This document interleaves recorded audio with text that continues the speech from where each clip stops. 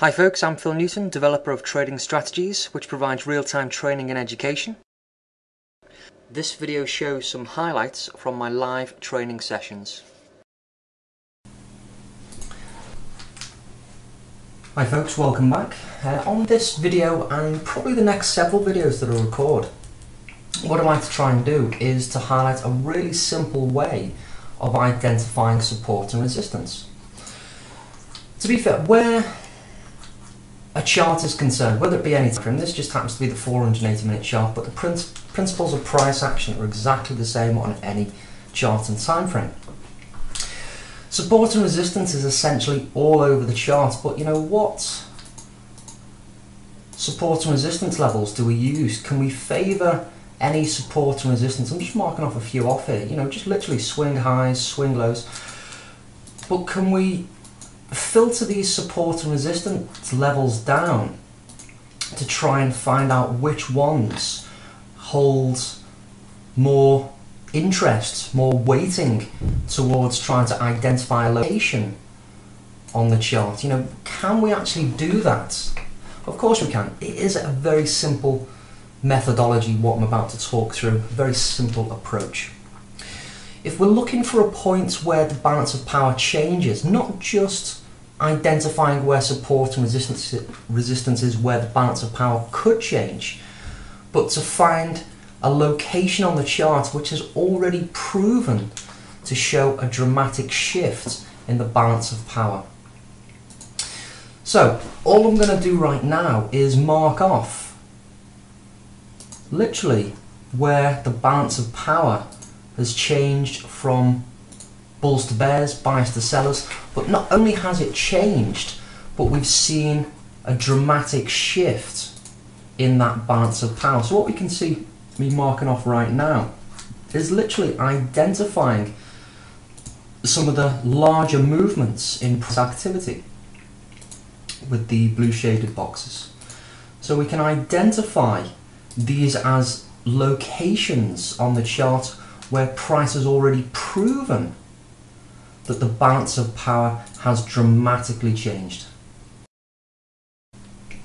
So with that now done, what I've identified, again I've just marked probably some of the most obvious ones off, but what we've done here is we've identified where the balance of power has changed. There's been a dramatic shift in buyers to sellers or sellers to buyers. You know, it's gone basically from neutral, the buyers and the sellers around about even, causing, you know, a contraction, an oscillation, a consolidation might be another way of describing the same thing, to a dramatic shift either with the buyers or the sellers.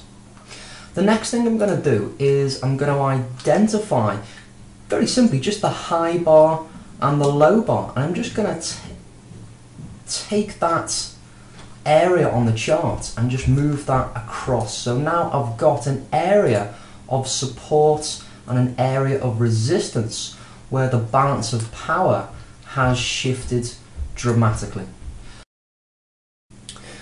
Now when that's been done, what we end up with are these horizontal blue box areas. And again, all I've done to identify these zones is taken the bar at the top of the move and the bar at the bottom of the move as my extreme boundaries of support and resistance. And again, by drawing that zone across the chart, that can help me to identify future zones of interest where the balance of power could shift once again quite dramatically.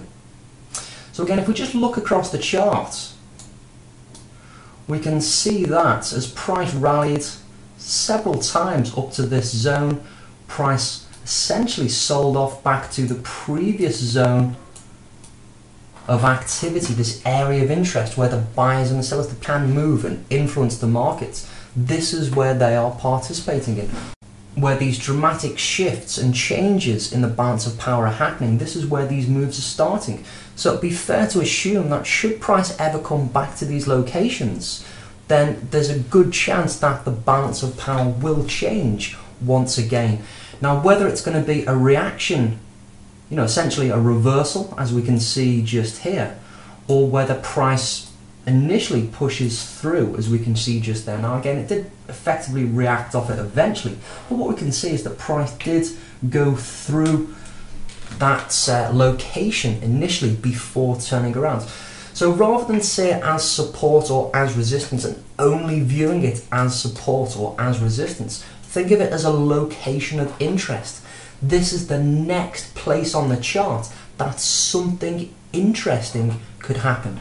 Now when price comes along, if we just go to this point here, now when price gets up to this location in real time, we don't know that price is going to reverse or continue, but what we do know is that previously, looking back across the chart, this is where something interesting happens. So it'd be fair to assume that something interesting could well happen again.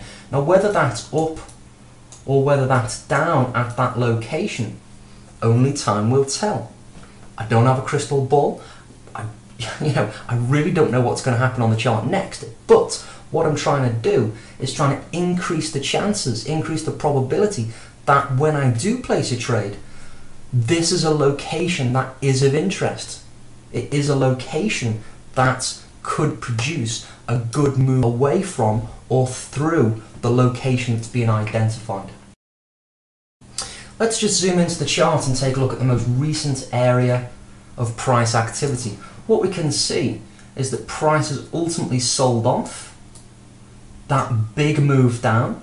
We've got the area highlighted here as an area of interest. And we've also got the bottom of the move here, the low of the move, also as an area of interest. Now we've actually got a nice movement upwards into that previous location, and what do we see here is, in this case, a nice reaction off a previously established location of interest, a previous location where the balance of power changed quite dramatically.